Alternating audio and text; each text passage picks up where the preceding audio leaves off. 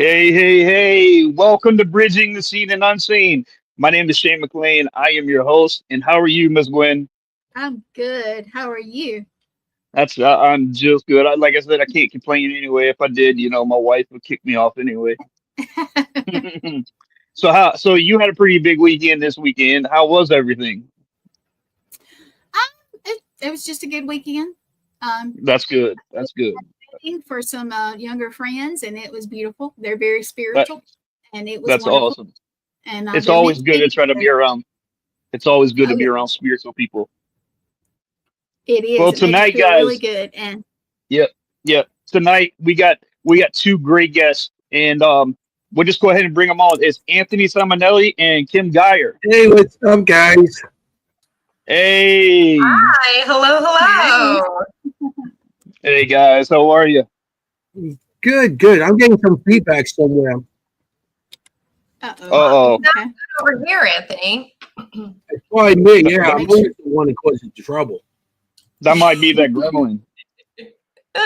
we have gremlins all the time. So yeah, it hmm could be. hmm Can you guys hear us? Okay, Yep, yep. I can hear okay, you. It's okay. all I'm right. just Can you getting hear Yeah, me? feedback. you guys are coming on clear. So thank you guys for coming on the show. Thank you guys. I really appreciate it. And I always and thank you for everybody tuning in. Hey, can you guys just tell everybody that's on a little bit about yourself? You got it, Kim. All right, let me go. I'll go, Ladies Anthony, first. Yeah, and then we'll trade off here. Yeah, thanks for having us on tonight. We are really excited to be absolutely. here. Thanks, Shane and Gwen. Yeah, who am I? I am Kim. I'm the ghost history medium. That's I am kind of Kim, and you're not. what, Anthony? Oh I'm my starting again. the and so I am a medium. I specialize in reading locations.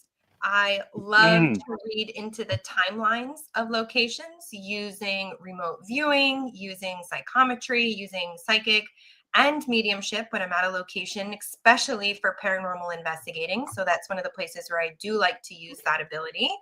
mm. And I do private readings, stuff like that. And I also am a veterinarian. That's the day job. Wow. And well, also a night job. It's a very strange hours.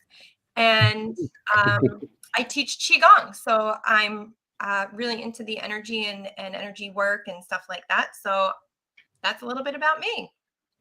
That's amazing. Yes, yes. I read that, but it's beautiful to hear you say it. So yeah. Yeah, So how and about then you, this Mr. this Anthony? crazy over here. How did Anthony get started?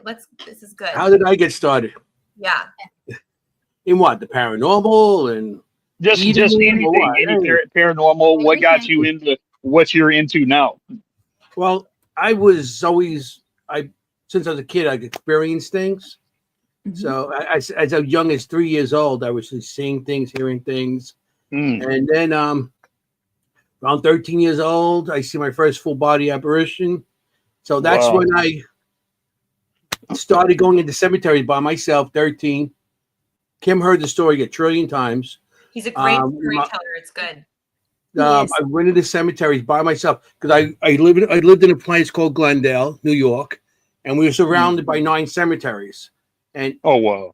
yeah, so back in the 70s, give away my age. Back in the 70s, there was a lot of big drug addicts, needles. So all the parks had all the needles in it. So we used to go hang out in the cemeteries. So, Mm. um, I see my first full body in one of the cemeteries. So at 13 years old, I was cutting up wire hangers, making the dowsing rods, and going out in the cemeteries by myself. Oh wow. Wow. And so I've been doing it since I was 13 years old. And That's so awesome. that's what really got me into it by seeing that full body. And before that, I had shadows. I did see other figures and everything as a kid growing up. That Hmm. scared the crap out of me.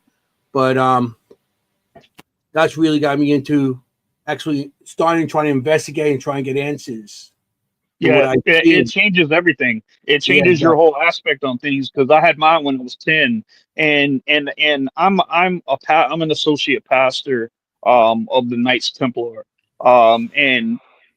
And with that, that's the goal between my podcasts is I'm trying to bridge the gap between paranormal and clergy. I think it's very Mhm. important that we work together, that we help each other. But I had my first experience when I was 10 years old. And Mhm. and there's no way that somebody can tell me. And what I got tired of is I got tired of hearing people in church saying that everything's demonic. Not all Oh, hauntings are demonic. Yes. And and for the church to be able to just tell people that they're experiencing demonic this, demonic that, without Mhm. properly doing an investigation is 100% wrong, and I just don't agree with it. Yeah.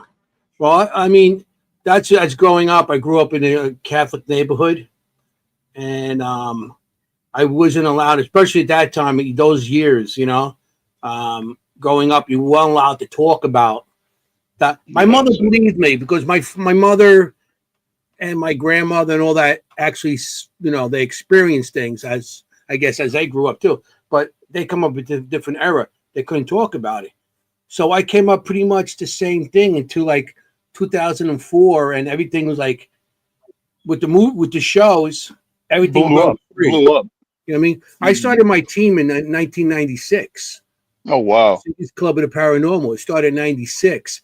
And trying to get people to go with me. And I had 3 people on my team, and it's me, myself, and I. That's all. I went Wow. by myself because nobody wanted to actually go with me because they thought like this guy's crazy or he's on something or things like that. So Now, do pretty you much, two work together? yes, Yeah. yes. That's amazing. That's Yeah, amazing. we got the And Kim, podcast together, and we investigate together. We also have Jenny Colucci, part of our team, also.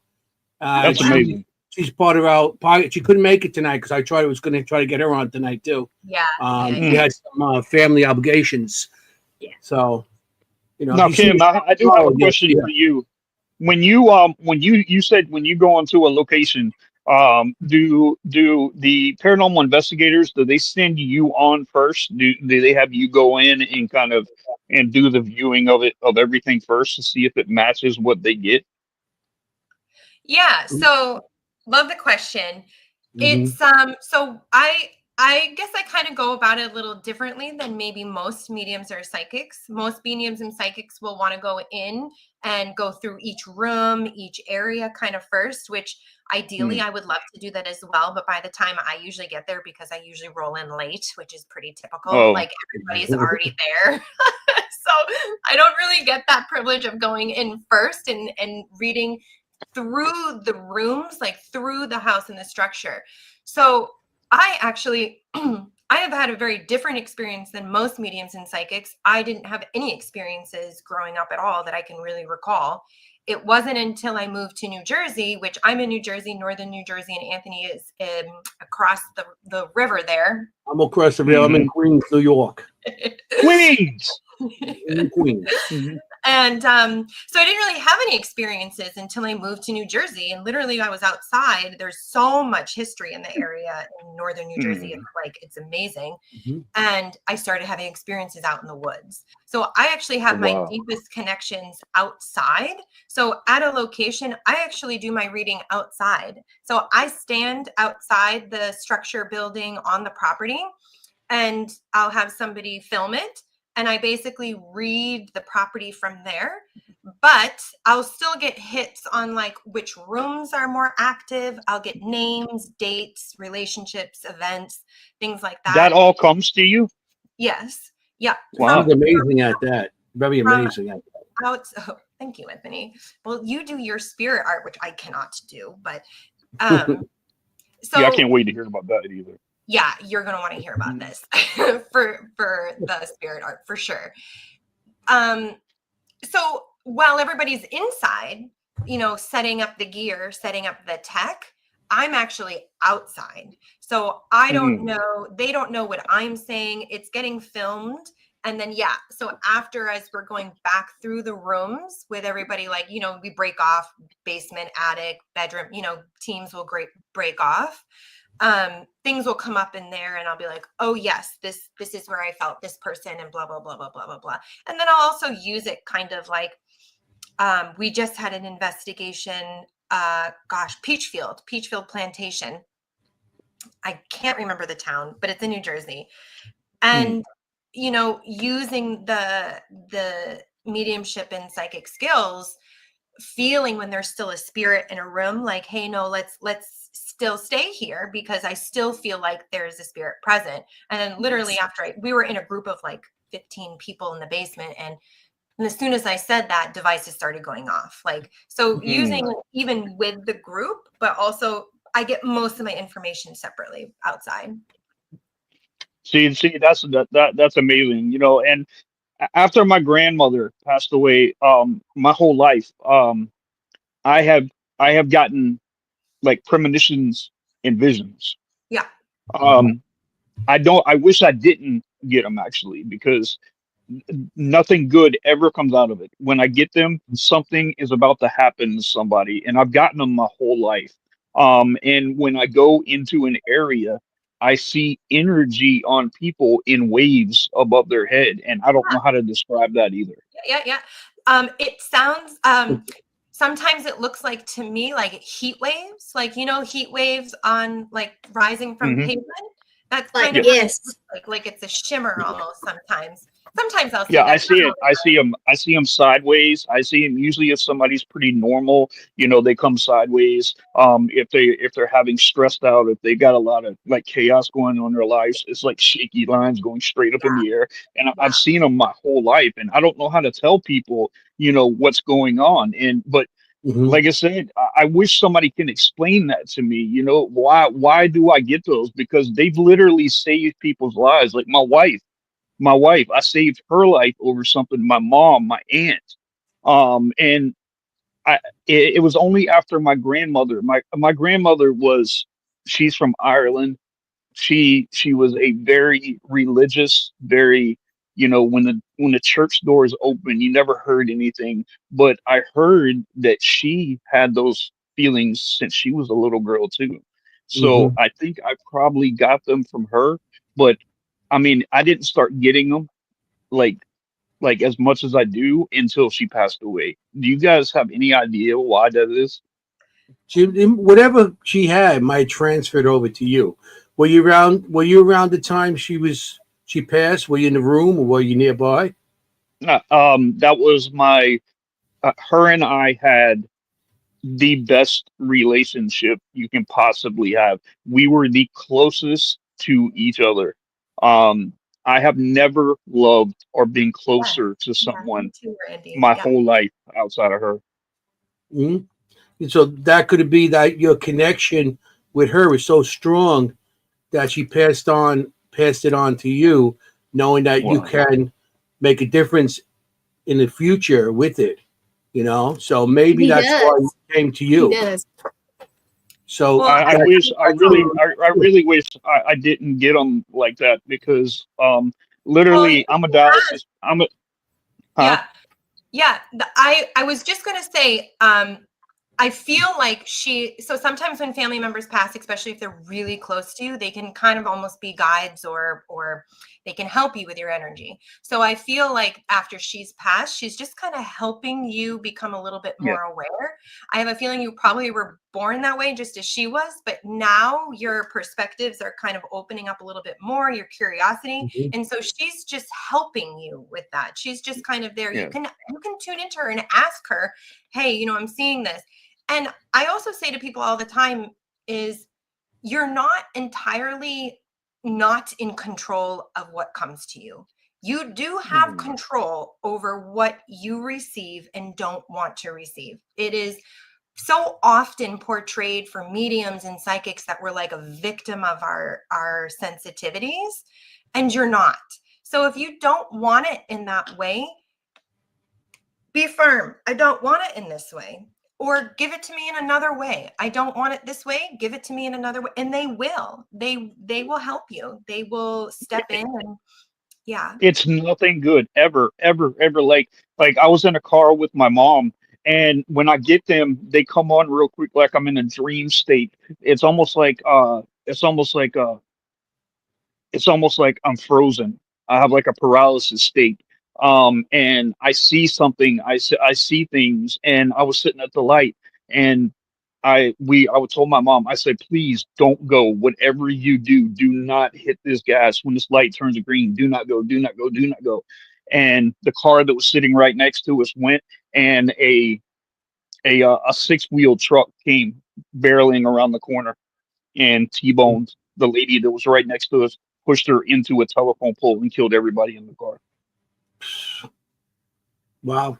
See, that's what I'm saying. I wish I didn't get them, because when I do, something bad always happens. You Well, know, I would argue that actually that was a very good thing for you to receive. Mm-hmm. It was actually the best thing for you to receive in that moment.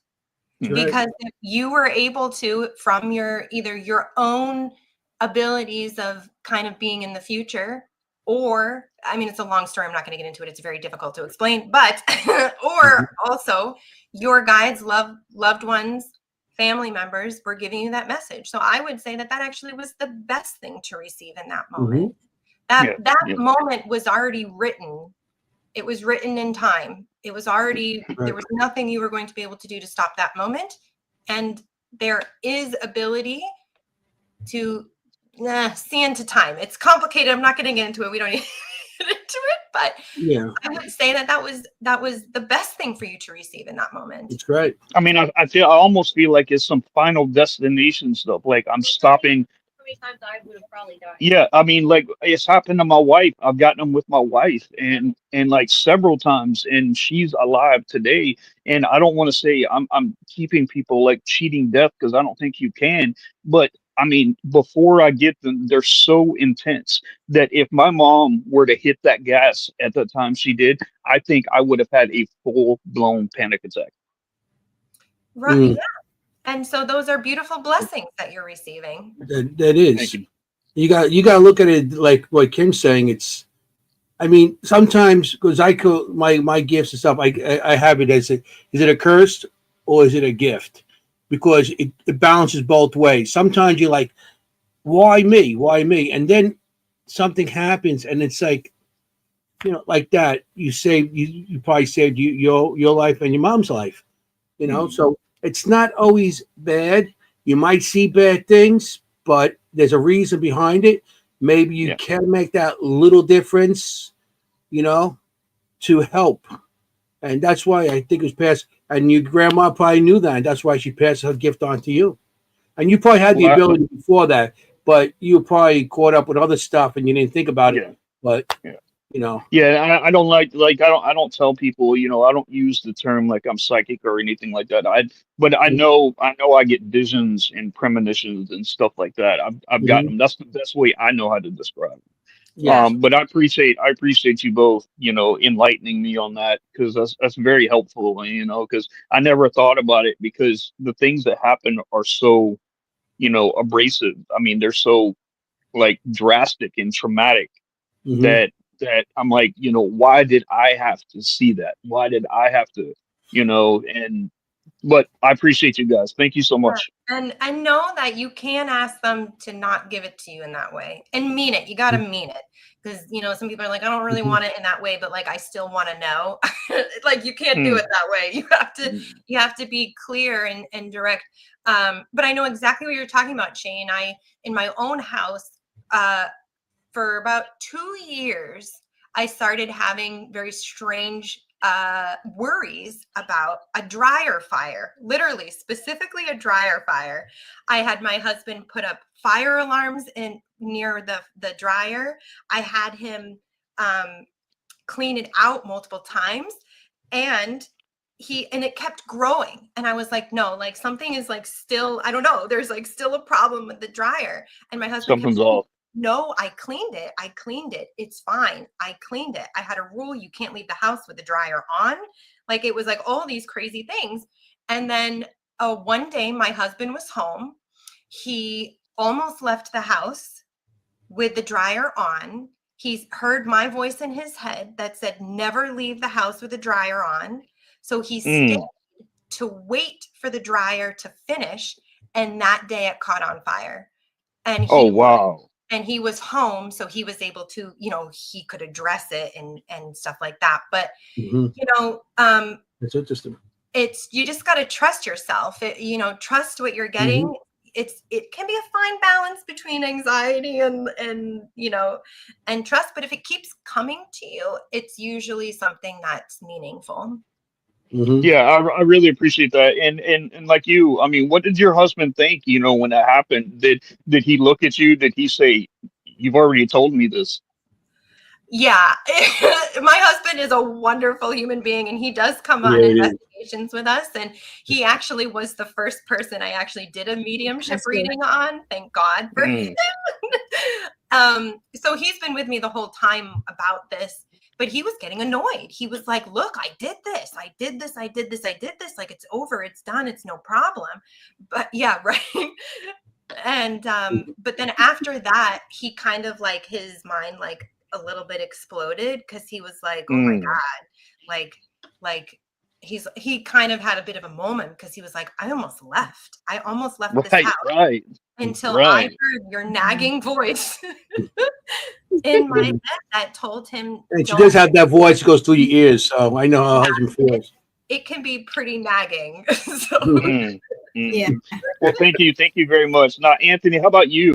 Like, I know you have something with your writing or drawing. So tell us a little bit about that. yes. Well, yeah, I just started like sharing that a couple of years ago, but I've been doing it a long time. I've been doing it since I was a kid. Every time I seen something, because you're allowed to talk about it, you weren't allowed to share things. So Exactly. I would draw something and say, "Look, this is what I seen," to my mom, and she goes, "Oh, okay." And, she like, my mom believed me, like I said. So I drew stuff for a long time, and a couple of years ago, our friend Richard Michella, he's a spirit artist, and he was doing a show at the Ritz Theater. What town is that, Kim? Oh gosh, Anthony, I don't know. It's in New Jersey, southern. Okay, yeah, it's South Jersey. It's near Southern. Philly. It's like not too far from Philly. But they were doing so he was doing a spirit art show there, and he's going to show his art. So I said, I do draw. I draw a lot of spirits. I got a lot of stuff. He goes, "Why don't we do a duel? You bring your art, show it, and then we'll talk about it." So, okay. I showed up with over 100 pictures, Mm. and I put them all over the place. Mm. And it was great. I mean, everybody seemed to like it. And everybody's looking at the pictures and say, "Wow." And they were asking me, and each one of my pictures, you can ask Kim, each one of my pictures, I got the story for it. It doesn't matter what era it's from. So, And they're people seem to memorable like photos. it, They're memorable images. Yeah. and it's like, what I do is, because people, not like, you're investigating. I've been investigating for forever, and you don't always get everything on film. You don't get everything on audio. Right. You don't get, sometimes things just don't come out on those.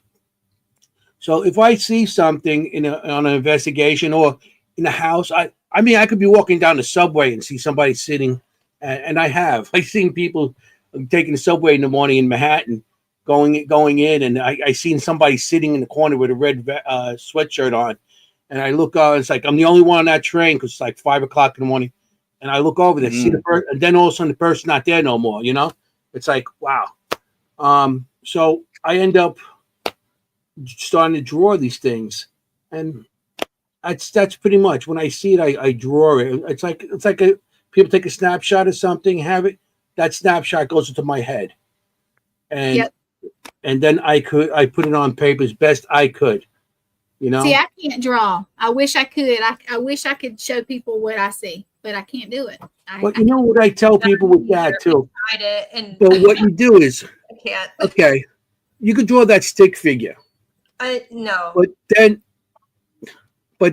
what you do is you write the detail of what you saw, Yeah. or what part of the body. If you see the color of the hair, the blue eyes or brown, if you can see that much detail Yes. on things, you just write down. You can draw the figure, stick figure, and then refer it to that part of the body through the stick figure of what you're writing. The color of the hair, the eyes, the mouth. If they wear any kind of color, any kind of uniform, any kind of shirt, jacket, whatever they might be wearing, Right. of the era, because we go in different locations, and you might get somebody from the Civil War, or you might get something from a farmer to something else.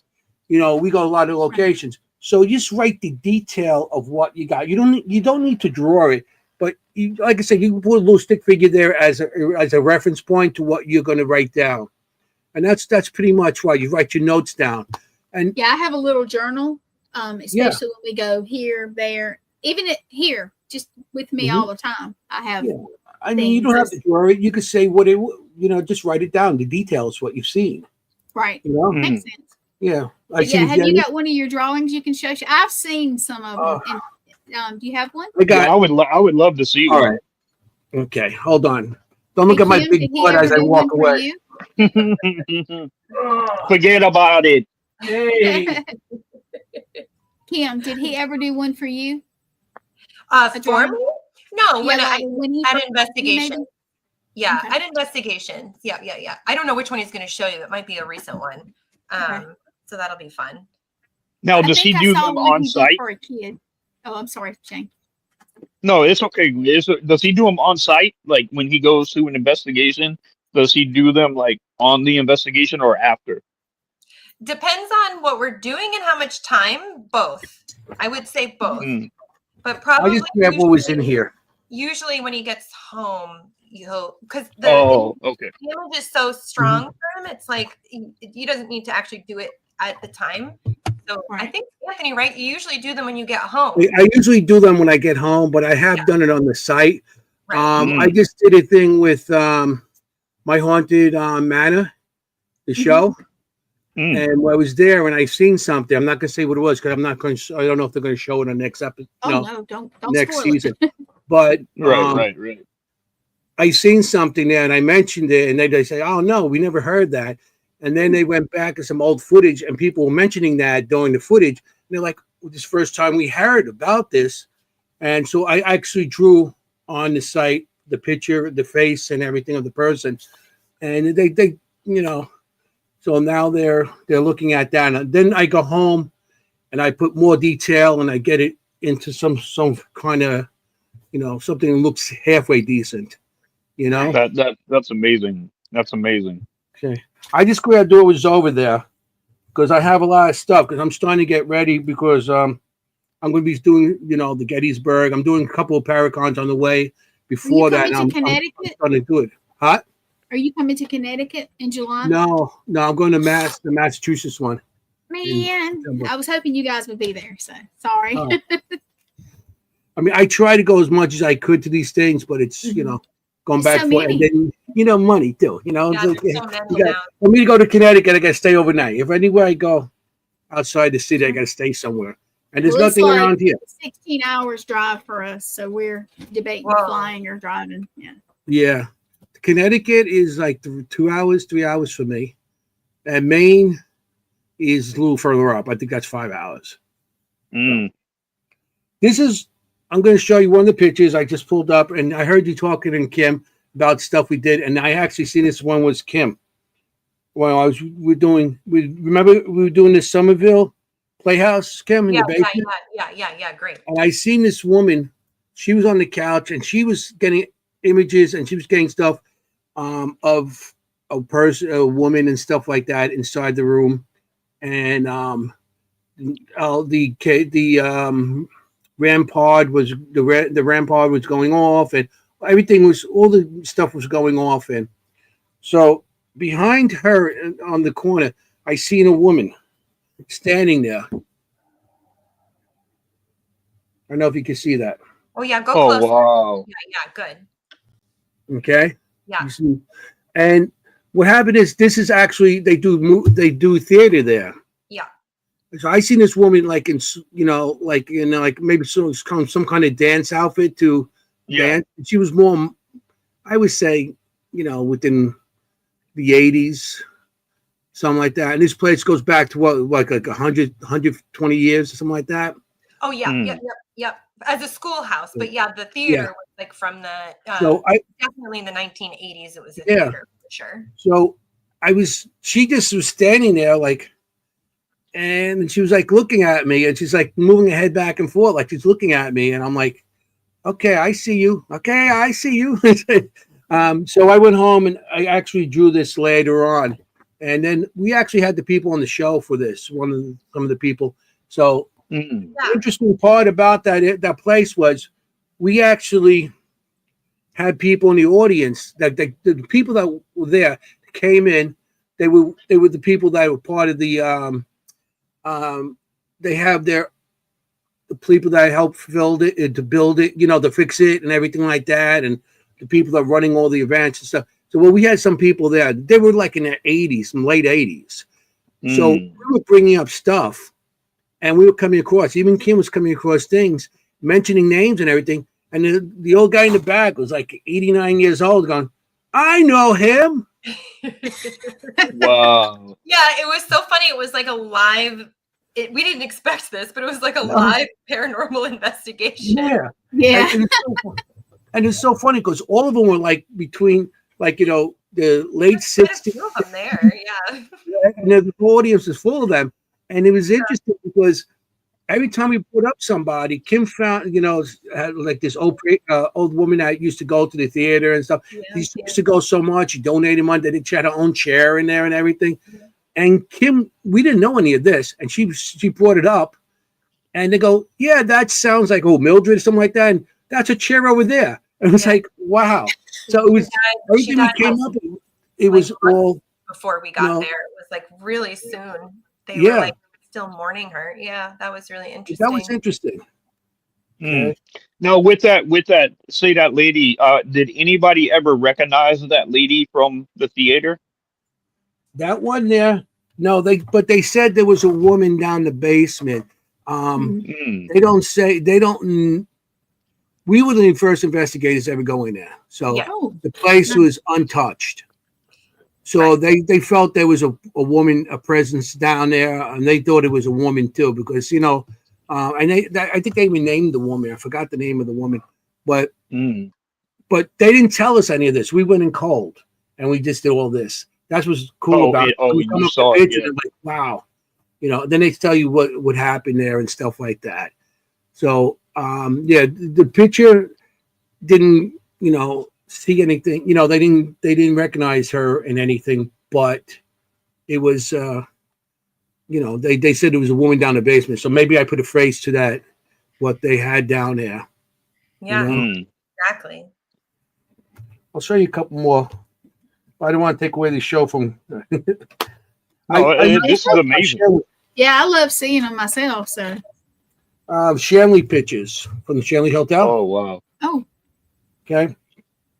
And I've been going there since the first owner, Sal. I was going there though. I was going there in 2011, 12, something like that. And then now Kelly, the one in charge now, she made this place amazing. I'll be there in the end of May. I'll be there in June. I love that place. It's my favorite. Okay. This is 2016. And this was upstairs on the third floor. I don't know. You ever been to Shanley, either one of you? No, not been lucky enough yet. I seen a man. I don't know if you're seeing a glare of the oh screen. Wow. Yeah. Oh, I can see it. Where is this man, Anthony? Where's this man? Shanley. The Shanley. No, this is on the third floor. This is by Joe's ring, but this is not Joe. Oh yeah. Yeah, he has like a hair on the side, and it was flipped over. Yeah. I actually showed this to Kelly and Tracy. Tracy's the manager there, and Kelly's the owner. And they showed me pictures of old pictures. This looks like one of the guys that's sitting around the table. Oh wow! That looks like one of the family members. One of the family. Yeah. Mm-hmm. Yeah. And they don't know who the guy is. And this was like very similar to what that's sitting around that table. It's like 3 or 4 guys. Shanley Hotel used to be the Irish Mafia owned it during Prohibition and everything. So it had a lot of stuff going on there. There's a bordello and everything, all kinds of good stuff going on there. You like that, Kim? Bordello, good stuff. Awesome. Yeah. Good stuff. The good stuff, not the bad stuff. I'll show you a couple more. I have haven't seen that one, Anthony, but the feeling I get from him is, well, they continuously talk to me about the family there, and he does feel like he would be a part of the family. Yeah. So I completely He could be. completely. This is another one. I was there. I don't know if you know Ron Iacovetti and Lourdes Gonzalez. Oh yeah. Okay. Ron and Lourdes are very close with us. We always all of us go investigation together. Me, Kim, Jenny, them, Richard, and we're there. And he was running his the digital. I got to say this right. I better say this right, Kim. I always say it wrong, and Ron always gets mad at me. The digital seance. Yes. Yes. Okay, I say it right. Yeah. And I could ruin anybody. I could ruin anybody's name. That's why they don't let me announce names on the show. So we're there, and I seen that they were running it, and they built a new room in there. That's like wow. They built it. They added onto an old room that's in there that used to be like a workbench and everything like that. So we're in there, and I'm sitting there, and I just get an image of some guy all beat up and everything. Oh. So I show this to them, and Kelly plays. You see his eyes are black and his lips fat. Yeah, I see that. I saw that. And Kelly, they have a history video of the place, and they playing the video and they show. And there's a couple brothers that own the place that have long beards like this, and I didn't know that. Oh yeah. You know, That's awesome. That's amazing. That's a gift in itself. yeah. Shanley Hotel. I seen her standing by the front door, and this was one more of a recent one. This was at the beginning of this year, and I think it was January. I went there, February. She's standing by the door. Not sure. They're not sure who she is, but it is haunted to buy a couple kids and a little girl. That's What is that? What is that off the head? A feather. Okay. It was like a hat with a feather hanging out of it. Yeah. Cute. So I mean, that could date it down to back to the 40s or something like that. Yeah. Or maybe ever before that, even the era that they did have hats things. And this is what I seen down the basement. Down the basement, all of a sudden this thing popped out of the floor, looked up at us, and went back down. So yeah. And this was 2013, 2019. So those are just a couple of my stuff. I got a lot more. I got them all. I got tons more. That looks like that last one that you just had. It looks like the thing you used to see in the arcade. It's got a bunch of holes and the thing pops up and you try to hit it in the head. Go through, yeah. That's what that looked like. Yeah, Anthony, if I start seeing you jump on things that nobody else can see, I'll know what's happening. I'll be like, okay? Get him. Mm-hmm. Yeah. Well, thank you for sharing that with us. Thank you for sharing. Thanks, Anthony. Yeah, agreed. So that's amazing. I'm just sometimes I see stuff I don't want to see, and like I have a couple of Penhurst where I see a child naked in the corner crying. And stuff like that, but I draw it, and see what I could do with it. And I try to communicate with the child and, as much as I can, but I mean, I can imagine, you get business with children, like with tuberculosis and, with, and I mean, you have no control over when you see them, right? I seen, because I could, at one time I was reading people also, and I stopped. I couldn't no more because I'm a retired electrician from New York City. So I bounced from place to place, and every other day is a new partner. They put me into this job, they move me around, and whatever. So I was with this one guy, and he showed me a card. Those little baseball cards from like Little League, and they have the card of the kid on it playing ball or something. So he shows me the picture of his daughter, And I looked at it and I said, oh, nice. And I just got this really bad image. And I was like, wow. And it just bothered me. So that the next day they moved me to another location. I was working with another group of people. So I didn't see this guy for a while. I went to a union meeting and I seen a bunch of guys that will work together and stuff.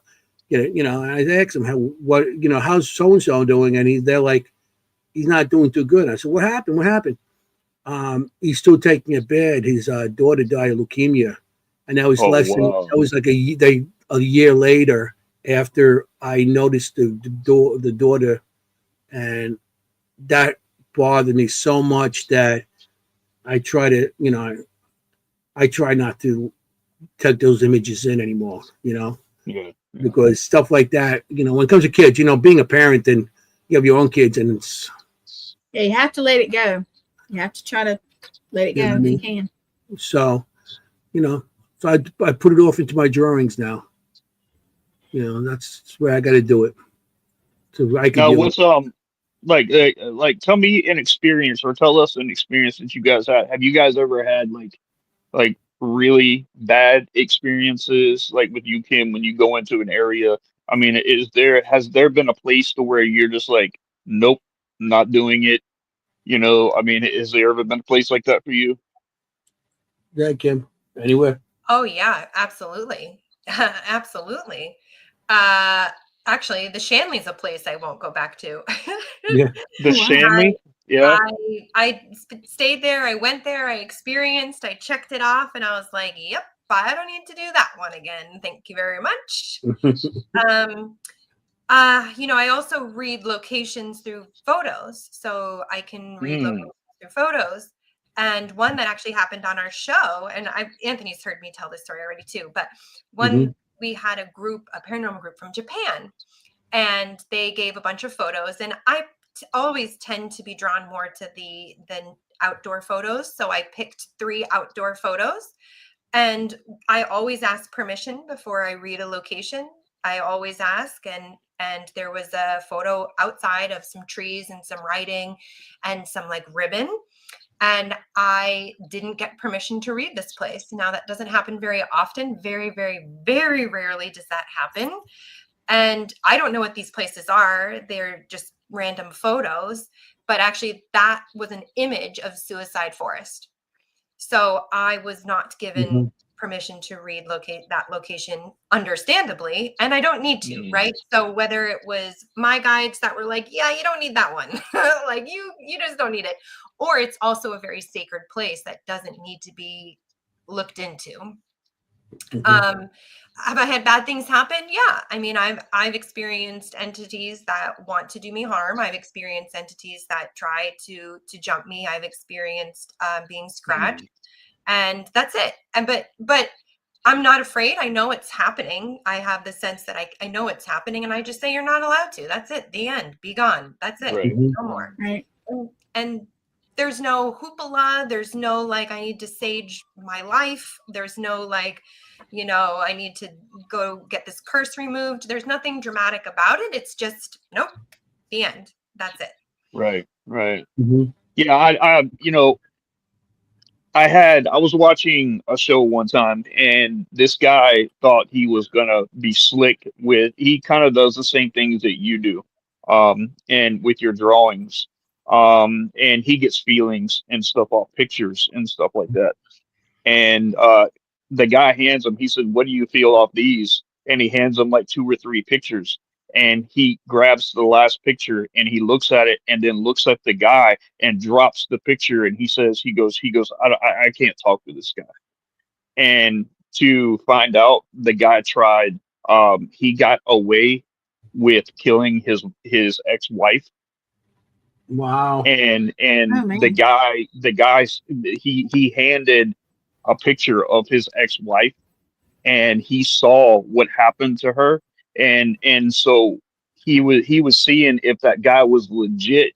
But I mean, like he clearly saw that this guy killed his wife, and he got away with it, and I can't imagine how that would make me feel. Mhm. That's crazy. And you got people that always try and test your abilities. They'll give you something and like, oh yeah, check what's with this? What is your idea about this? And they'll send you pictures and they'll fudge something on the picture and then want to see if you could catch it. I mean, sometimes you can, sometimes you can't. And now with this new AI stuff, get it. I mean, they could put anything in there, and sometimes you don't know what it is. I just think it's crazy. Like, wow, why would that guy even do that? I mean, he wasn't with his ex-wife anymore. This guy has no morals to begin with. No, So he would absolutely exactly be the person to go and do something like that. So it's just he's just not a normal person. No, he's already beyond the scope of any understanding. Yeah, that's right. So yeah, that's continuation of his disturbances. Exactly. So maybe, it might be part of by him killing the person. Maybe that was his thrill, killing somebody, getting away with it, and now he goes, oh, and that's part of his thrill. Like, is this guy going to catch me? Oh no, he's not. Okay.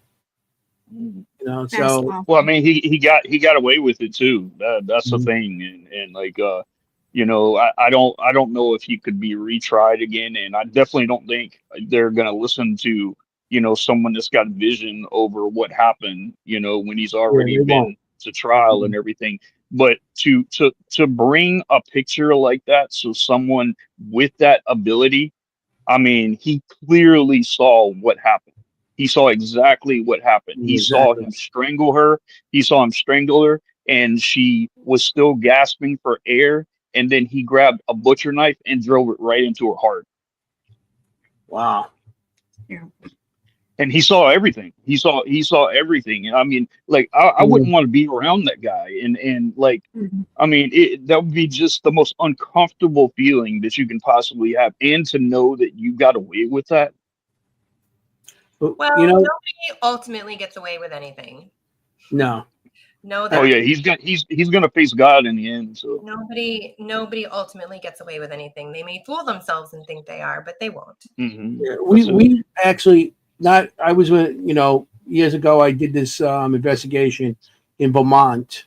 I'm not gonna say the exact location, but it had to do with police and stuff like that. And one of the cops got caught with child porn on his computer. Oh, a cop? A cop, yeah. And, oh wow! And he ended up offing himself. All right. So with that is that one of the head of their departments asked the psychic I was working with at that time to come in and bring a team and everything, and we were fine. And we were doing a spirit box, and the spirit box was giving us direct answers, full answers. And we got to a point that we actually thought that he didn't offer himself, somebody else did it to him. And we were getting nervous because here's the head of the department, head of a lot of stuff. He was even like in the town council and all this stuff. And he was asking questions, and they were directly answered to him. And it sounded like somebody offed him. That I think it was like more of a conspiracy type of thing. And we actually backed out because we didn't want to get caught up in kind of conspiracy things, because you don't know. You're always going to be on the wrong end of the deal with that, especially with anybody with any sort of government position or any kind of law enforcement position. So we backed out of it. So he never got in trouble for that? We don't think we were going to get in trouble, but I thought we were going to get something else. Him. Oh, did he ever get in trouble for it? No. They just had it as the original, the guy did it to himself and stuff like that. But other than that, sometimes you got to pick and choose too. It's like, am I going to go with this? And especially when you got a family too, and you just want to jeopardize your family. Yeah, for sure. So that's the whole thing. Hey, you guys, I hate to interrupt. We got about 7.5 minutes. Yeah, Angie was telling me that I should probably cut it a few minutes short, because you go directly into, like Gwen goes back to back. She has 4 shows tonight. It's Manic Monday for me, so. But it's so good having you guys on. Why don't you tell everybody who's been watching how to get a hold of you guys? Yes. Kim? Yeah, sure. So you can find me. I have a ghosthistorymedium.com. I have blog posts, over 150 blog posts over all kinds of things paranormal, even into the sciences and quantum physics realm of it. I also have Facebook, so Ghost History Medium on Facebook. And we do public events in Morris County. So Morris County, New Jersey, we have public events that you're more than welcome to come and see us all live and join us live.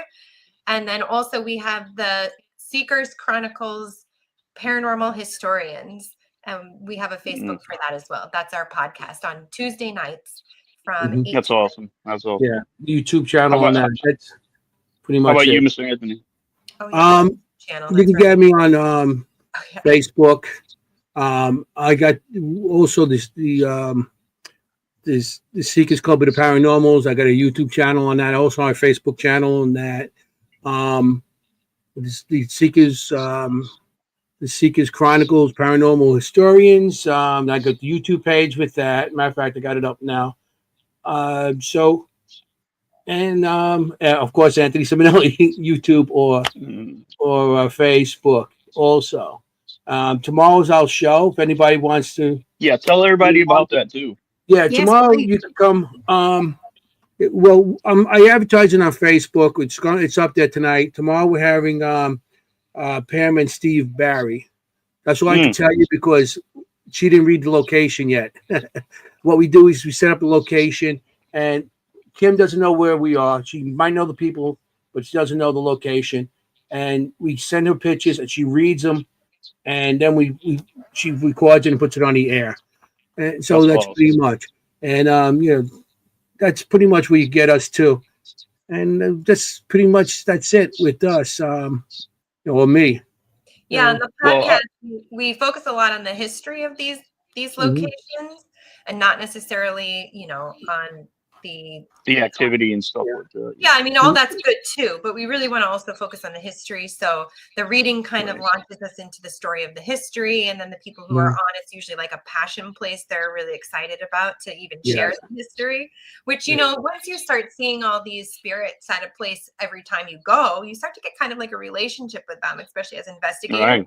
Certain locations. So it's really fun for people to then begin to bring, their spirit people and their story about the place on a podcast and share it. So So tomorrow it's 8 to 10, our show.